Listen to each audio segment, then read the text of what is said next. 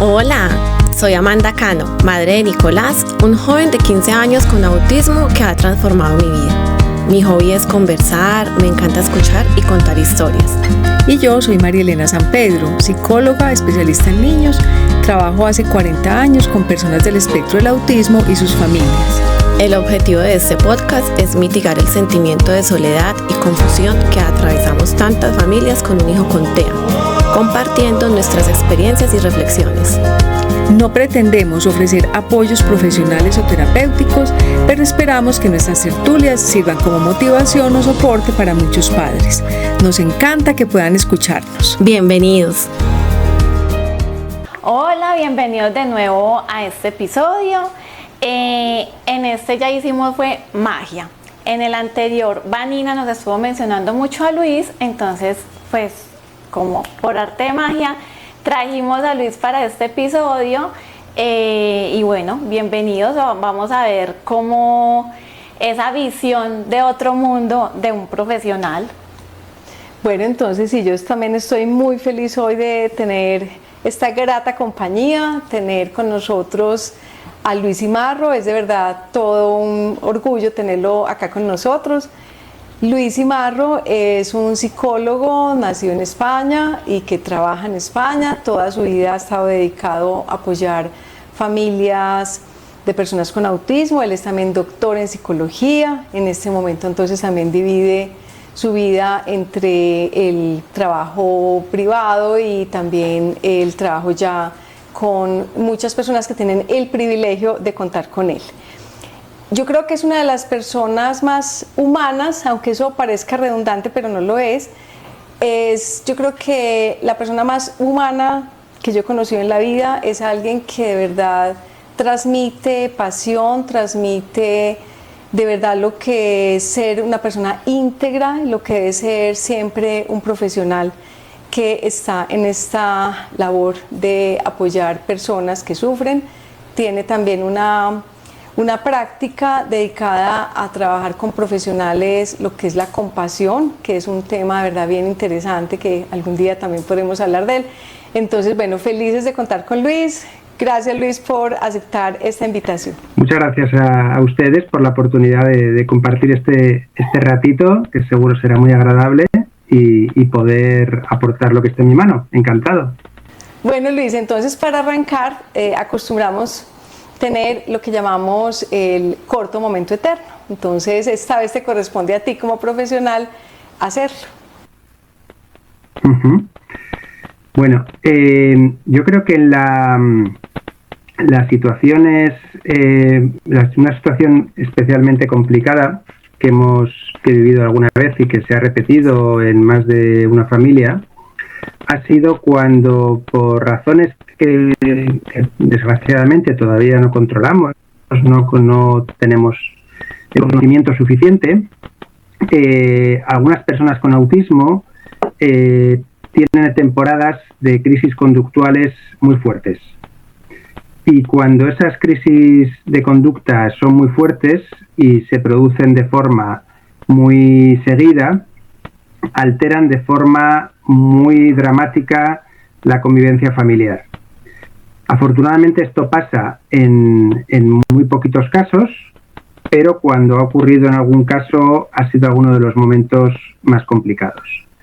Un caso concreto en el que acudimos además a la prensa, a los periódicos, a la radio aquí en España, fue un chico pues que tenía posiblemente, que en este caso consideramos que posiblemente podía tener que ver con una epilepsia, que no suele ser habitual, pero algunas veces pasa. Este chico tenía conductas agresivas muy fuertes y a veces incluso fue de los casos más graves que he visto. De los miles de casos solo he visto algo así en muy poquitos, pero en este caso este chico a veces incluso se despertaba por la noche, a veces a las 3 de la mañana, e iba a morder a su madre, a su padre, a quien encontrara, ¿no? Entonces la situación en la casa era ya muy, muy difícil y se intentó ver cómo podíamos recurrir a algún tipo de servicio para poder sacarlo temporalmente de la casa hasta que se recondujera su conducta. Y la respuesta de las administraciones fue tremendamente negativa, no hubo apoyo por parte de las administraciones públicas aquí en Madrid y tuvo que mantenerse ahí, ¿no? Él, para poder, incluso a veces, su madre no podía estar nunca sola con él, y tenía que de alguna manera estar siempre acompañada, ¿no? Entonces, hasta en el coche tenía que llevar una mampara para poder estar protegida, porque el descontrol de la conducta de este chico era tremendo, ¿no? Y yo me acuerdo que para mí lo que me impactaba profundamente era la fuerza y la valentía con la que esa madre, a pesar de una situación tan difícil, era capaz de seguir cuidando, queriendo, preocupándose por su hijo, haciendo todo lo posible y lo imposible por, en circunstancias tan complicadas, seguir haciendo la vida lo mejor posible a su hijo, ¿no?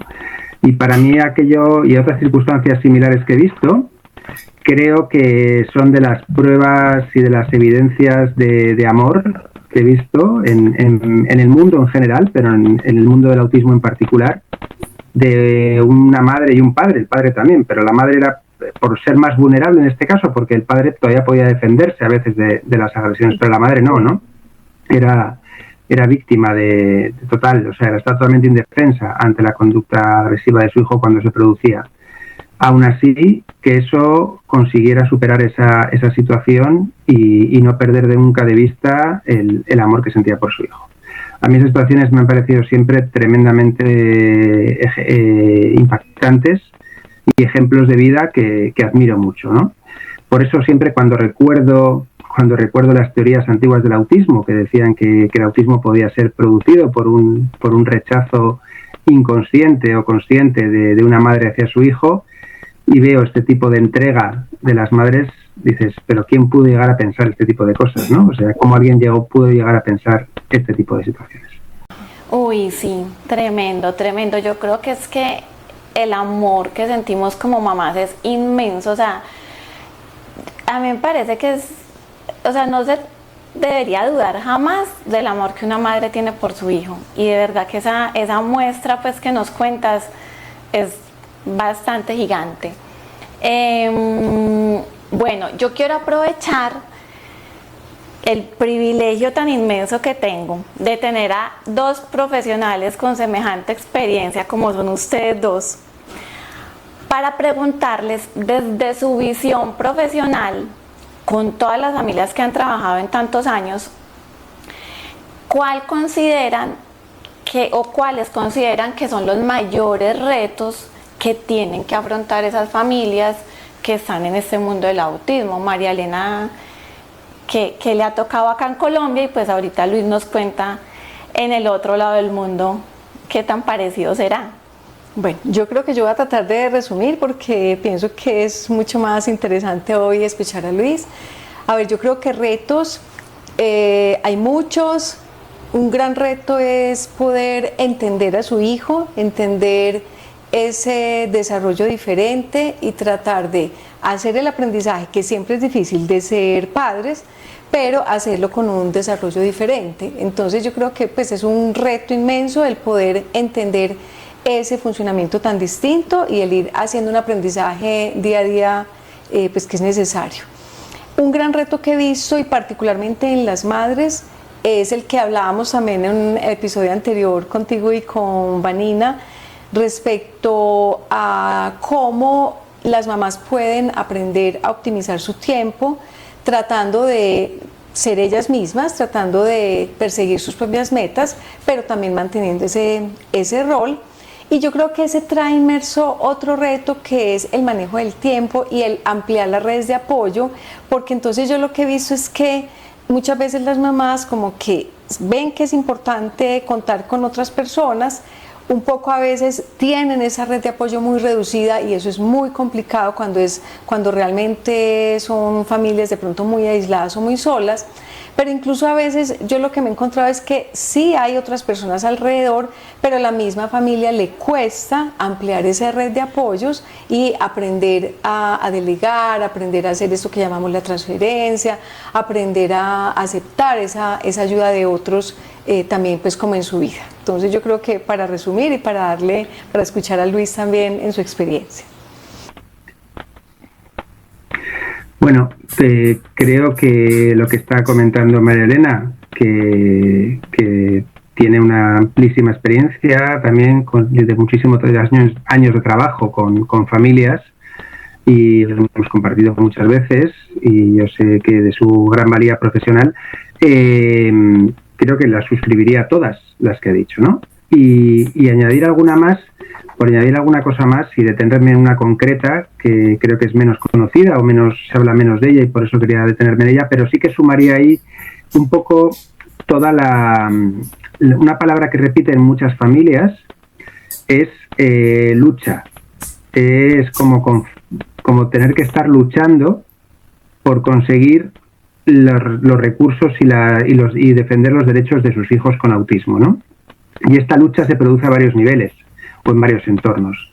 Se produce con los centros educativos, a veces se produce con los recursos sanitarios y con el estamento médico, a veces con los psicólogos, a veces se produce con la propia sociedad, porque la conducta de su hijo en la calle puede ser desajustada o en un establecimiento público y eso genera conflictos a veces con los propios vecinos, a veces incluso con la propia familia extensa o con los amigos, ¿no? No son pocas las familias que comentan que han roto relaciones a varios niveles con gente de su entorno por que no aceptan o porque no se sienten apoyados, comprendidos o acompañados en la crianza de su hijo con autismo, ¿no?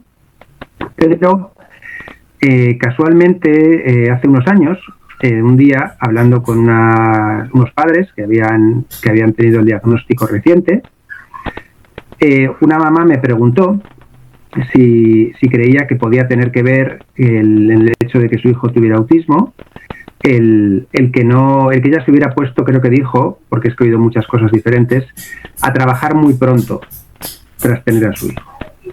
Y yo le dije que no, eso no había ninguna base científica, no había ningún estudio ni nada de esto que indicara, ni por lo más mínimo, que eso tuviera alguna incidencia en la aparición o no del autismo. Me quedé con esa idea y entonces, en las siguientes veces que tuve ocasión de hablar con familias, primero me dijo ella que se había quedado como muy tranquila. Y a mí me sorprendió porque me pareció como una cosa muy obvia.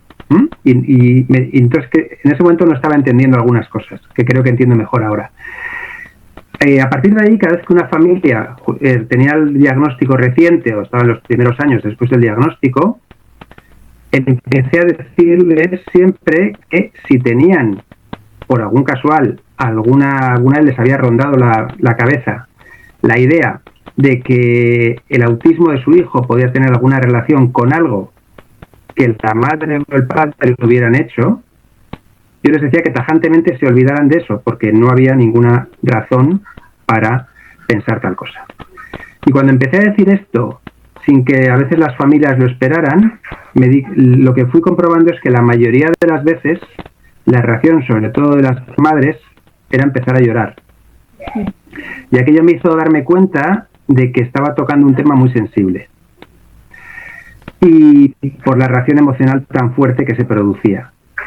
Entonces me seguí intentando documentar y entender cada vez mejor ese aspecto y me fui dando cuenta de qué tan presentes están los sentimientos de culpa y muchas veces creo que el 99,9% de los casos irracionales son trampas que hace nuestra mente y que de alguna forma nos hace llegar a pensar que como padres o madres, yo no tengo un hijo con autismo, hablo en genérico, pudiera tener el padre o la madre alguna responsabilidad en cómo está evolucionando su hijo y que haya desarrollado un cuadro de autismo. Pero ¿qué ocurre? Que claro, eso si la culpa tiene una característica y es que se intenta ocultar, con lo cual no es algo que suele salir en las conversaciones típicas de las familias con los profesionales, porque nadie quiere compartir, si no se siente en un entorno de confianza, que puede haber una experiencia de que de alguna forma creen que ellos están siendo culpables de lo que le pasa a su hijo. Y una cosa más, y acabo con esto, es que luego me fui dando cuenta de que sin querer, muchas veces los profesionales, si no tenemos cuidado, lo que hacemos es aumentar aún más ese sentimiento de culpa, en vez de intentar mitigarlo, eliminarlo o erradicarlo, porque está produciendo un sufrimiento muy intenso en las familias y, como digo, un sufrimiento invisibilizado. Cuando el sufrimiento se invisibiliza, lo más habitual es que se perpetúe y que no se le pueda dar salida, no se le pueda dar alivio ni algún tipo de solución. Entonces esto es algo que creo que deberíamos de tomar conciencia y que es una de las necesidades que ahora mismo están como más ocultas en la visión en la experiencia de las familias y que de alguna forma los profesionales estamos empezando a comprender. Me parece súper bonito porque coincide mucho con lo que nos comentaba Vanina en el episodio anterior, y es eso, o sea, como tan bonito, o sea, me parece que verte como un profesional que tiene esa consideración de ese sentimiento de la mamá o de la familia, pues es muy bonito. O sea, yo nunca lo había escuchado, y lo que mencionaba es de que incluso hay veces los profesionales al contrario aumentan en uno esa sensación. Es verdad, es como haciéndolo a uno responsable o culpable, y uno que de por sí ya está perdido, y que los profesionales que son los expertos vengan a culparlo más a uno, de verdad que es una carga emocional fuerte. Entonces me parece pues como un ejemplo a seguir. Ojalá todos los profesionales descubrieran eso que tú descubriste. Entonces fue súper bonito. Uh-huh. Bueno, sí, yo escuchándote, Luis, pensaba por un lado que de todas maneras no es tan diferente la experiencia que tú has tenido con las familias allí en España, de la que yo he podido tener también acá. Pienso que esa también era una conclusión previa, y es que finalmente son historias de vida complejas, donde las familias sufren, donde las mamás se culpabilizan mucho. Y pensaba también, y le iba a decir, el tema del apoyo de los profesionales. Yo creo que pues hay perfiles muy distintos, pero pues y pasando ya por encima de lo que fue esa tenaz teoría de las mamás nevera, pues que obviamente ya está superada. Pero a veces yo pienso que como profesionales, de pronto, en el ánimo de darles muchas estrategias a las familias, un poco es también un temor mío el que nos excedamos en exigencias de lo que ellos tienen que hacer en el día a día, y que a veces un poco se nos olvide que no es lo mismo la teoría que la práctica. Entonces pienso que es muy necesario pues como conocer y que nos compartiera Luis, o sea, porque Vanina todo el tiempo nos decía, es que Luis fue el que me ayudó a superar la culpa, Luis me ayudó. Bueno, tú también, ¿qué pensarías que los profesionales, qué más deberían hacer o qué más estrategias pueden utilizar para apoyar a las familias, para ayudarles a superar todos estos retos? Bueno, yo creo que una de las cosas que yo últimamente estoy más en crisis es que creo que tenemos que darle una vuelta, primero, a la forma en cómo nos relacionamos con las familias y cuáles son los mensajes que transmitimos. Yo creo que, como ha dicho ella, es muy importante que nunca hagamos sentir responsable a la familia de lo que está pasando con su hijo. Porque hay que partir siempre de que la familia es la primera y más motivada parte de la ecuación, de la intervención, del apoyo, del desarrollo del niño, la más motivada en que ese niño mejore. Con lo cual, si consideramos que la familia debería hacer otras cosas diferentes a las que está haciendo, primero deberíamos asegurarnos muy bien. La familia, cuando un profesional, como ha comentado antes, cuando un profesional le pide algo, no tiene, digamos, es muy difícil que le diga que no. va a decir que sí o que asume de alguna manera la instrucción del profesional. Pero ¿qué ocurre? Que luego llega a su casa y cuando intenta ponerlo en práctica ve que es muy complicado y que no puede. Entonces, ese tipo de orientaciones, de consejos, no solamente no son efectivos para mejorar diferentes aspectos de la vida del niño con autismo, la familia va a decir, esto va mal porque yo no hice lo que me decían los profesionales. Pero en realidad el problema no está en la familia, está en qué instrucción ha dado el profesional.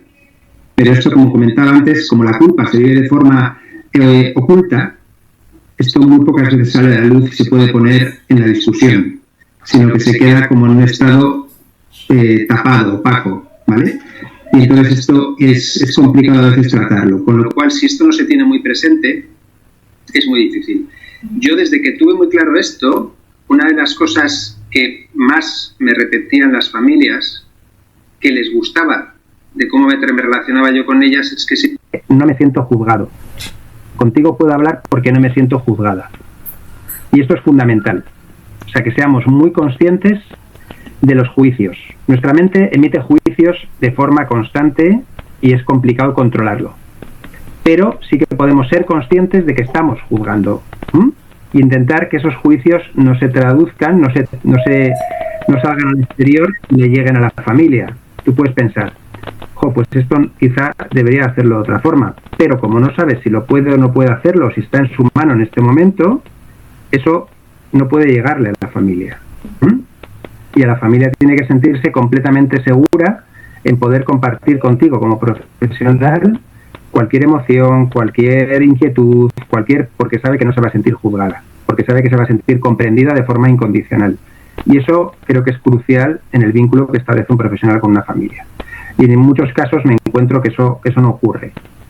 Que muchas veces los profesionales dicen, es que esta familia no me cuenta, es que esta familia no me da información, es que esta familia parece que no hay confianza. Yo siempre digo, yo exploraría a ver si se ha sentido juzgada. Porque cuando una familia se siente juzgada, con una familia no. Cuando cualquier persona se siente juzgada por otro, ese juicio hace daño. Y si el juicio lo estableces en base a la información que yo te doy de mí, yo no te voy a dar información para que me hagas daño. Esto es de lógica elemental de supervivencia de cualquier ser humano. Si con mi información me la vas a lanzar contra mí, no te la voy a dar. Entonces, esto hay que tener mucho cuidado y tomar mucha conciencia como profesionales de que no podemos hacer sentir a la familia juzgada y que con la información que nos da está siendo criticada y culpabilizada por las cosas que está haciendo. Porque cada uno hay que partir de la base de que toda familia hace lo que puede con lo que tiene. Sí, Luis. ¿Por qué no puede? Perdón, no me quiero extender más, disculpadme. No. Quisiéramos que te extendieras, de hecho, mucho más. Yo también estaba aquí pensando, escuchándote, Luis, que también a veces las familias asumen una posición como, dijéramoslo, pasiva o en la relación típica del modelo médico-rehabilitador, un poco, bueno, puedo no estar de acuerdo con cosas que me dijo el profesional, o siento que eso que me está diciendo es muy difícil de hacer, pero como es el doctor, ¿cierto? Como es la doctora, entonces de pronto asumen una posición pasiva. O sea, yo pienso que también la idea es que de parte y parte asumamos un rol distinto, ¿cierto? O sea, el rol más actual de empoderamiento, donde el papá puede opinar. ¿Cuántas veces también no imponemos metas, imponemos objetivos que probablemente no son los que la familia necesita? Entonces, aquí como también nos están escuchando tantas familias, yo pienso que es también como el momento de decirles, bueno, venga, es que es válido que nos digan cuál es su necesidad, es válido que nos digan que de pronto no nos están entendiendo, es válido que nos digan, venga, muéstreme, no simplemente explíqueme con palabras, sino muéstreme, porque yo creo que para nosotros también como profesionales hay que conocer los estilos de aprendizaje, hay que conocer los estilos personales, pero entonces también qué bueno que la familia un poco sea más abierta en decirnos qué necesita.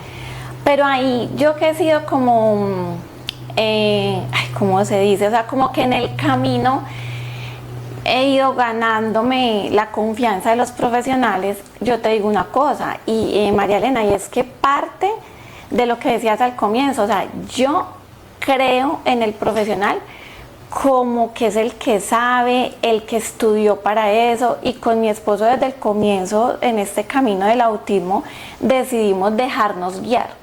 Entonces sí era un poquito esa posición de bueno, el que sabe, yo no me voy a poner a llenarme de información o a estudiar cosas que yo no soy psicóloga. Si ya hay profesionales que estudiaron para eso, yo me dejo guiar y lo que me digan lo hago. Entonces ahí también yo creo que es de parte y parte. O sea, en mi experiencia personal yo les cuento pues que he logrado un trabajo en equipo con la mayoría de profesionales. Gracias a la formación que me han dado profesionales, he logrado también determinar cuáles profesionales no son acordes para mi vida. En este momento me acuerdo, por ejemplo, una fonoaudióloga que mandaron a Nicolás a terapia. Y cuando llegamos, solo con leer la historia, no nos miró ni a él ni a mí, y lo que me dice es, este niño, y él tenía 5 años, y me dice, este niño tiene que estar recluido en una institución. Entonces yo ya, gracias a la formación que me habían dado otros profesionales, sabía que a donde esa fonoaudióloga no íbamos a volver, y listo, no me iba a poner a pelear. Entonces yo creo que también es entender que es un trabajo en equipo, y que así como estás invitando a que les digamos cuando no sabemos, cuando no entendemos, cuando es como que parémonos todos en esa posición, o sea, el psicólogo, el profesor, los padres de familia, en que es un trabajo en equipo en beneficio del niño. Y vamos a lograrlo. A mí me ha funcionado muy bien. Muestra de eso, estoy haciendo un podcast con la que hace 13 años diagnosticó a mi hijo. Ajá. Entonces, bueno, no sé, de pronto como que otras cosas quisieran agregar entre lo que encuentran similar o diferente entre Colombia y España. Yo ahí le haría una pregunta a Luis, porque Luis tuvo una experiencia muy hermosa, y es que estuvo con su esposa, que también es psicóloga, que también trabaja con autismo. Se fueron 3 años a hacer una labor social en Bolivia y justamente a trabajar con familias también de chicos con discapacidad. Entonces, yo quisiera preguntarte, Luis, ese paralelo, yo creo que tú lo tienes muy claro. ¿Cuáles fueron de pronto también esos retos que tuviste que asumir con las familias de Bolivia, y cuál fue la diferencia con las familias de España? Perdón, que tiene el micrófono apagado. La mayor diferencia en esa experiencia, en esos 3 años que vivimos en Bolivia, que fueron maravillosos, fue darnos cuenta de la importancia que tenían 2 aspectos, ¿no? Por un lado, el tema del asociacionismo, de la red asociativa, del tejido asociativo que llamamos, que había en España, que muchas familias se habían unido en torno a asociaciones para, a través sobre todo de plena inclusión y de otros movimientos asociativos relacionados con el autismo, y que habían conseguido, con la otra parte que diferenciaba fundamentalmente Bolivia de España en ese caso, que era el apoyo de las administraciones públicas. Esos 2 aspectos habían conseguido que en España se generaran unos recursos y unos servicios que no existían como tales en Bolivia. Y creo que eso se extendía a toda la realidad latinoamericana, porque en todos los países que he tenido la ocasión de conocer, pues la situación era bastante similar. Hacía, por ejemplo, que donde hubiera recursos fuera básicamente en las ciudades más grandes, pero en las ciudades más pequeñas fuera muy complicado. Y esto lo he visto en Perú, esto lo he visto en otros lugares, ¿no? Creo que en Colombia hay una realidad bastante parecida, en México, en Panamá, en Venezuela, bueno, en varios países, ¿no? Entonces, esto fue uno de los aspectos fundamentales de una diferencia importante, ¿no? Y el otro fue cómo se asociaba en muchos casos de lo que llamamos una interseccionalidad, que se producía con el binomio o la unión de autismo, discapacidad, junto con familias de muy bajos recursos económicos.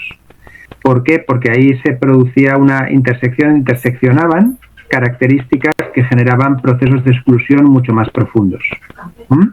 y dificultad en acceder a servicios básicos por parte de esas familias, ¿no?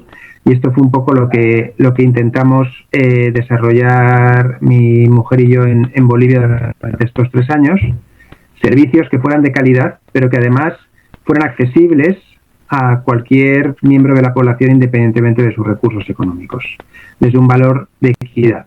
O sea, había 2 patrones importantes, que eran calidad del servicio y luego equidad y accesibilidad en el acceso a los recursos.